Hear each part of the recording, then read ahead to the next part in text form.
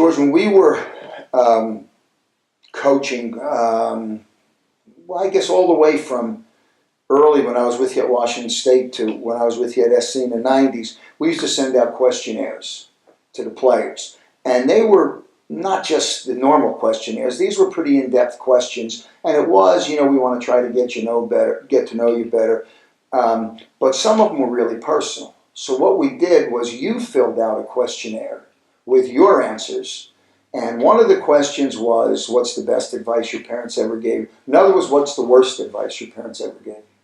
And your answer was, save for a rainy day, because in my life it rains every day. Right. That was my response to the worst advice that my parents ever gave me, was to save for a rainy day. Because what happens is, I saw it every day with my parents and relatives. They work so hard to provide for the family and to help us live in a safe environment and to make sure that we got a quality education, something that they didn't get. And as a result, it was a constant struggle, and they never had time for themselves. They never had time or make time to do things that would bring some comfort and enjoyment to their lives in that. And then you save all this money and you reach a point in life at 50 or 60 when you retire, and you've lived the best years of your life, and now the so-called reward is waiting for your retirement. But so much of life and the opportunities have passed you by, and I always felt that I should live in the now. I don't know if I'm going to make it that far. I want to live in it now. I want to enjoy things now.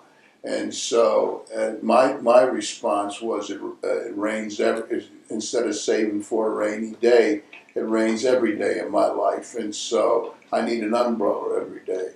And I need either that or stay out of the rain. And so I've always tended to be a person who lived in the now, but always kept a watchful eye out for the future and try to anticipate what the future might bring.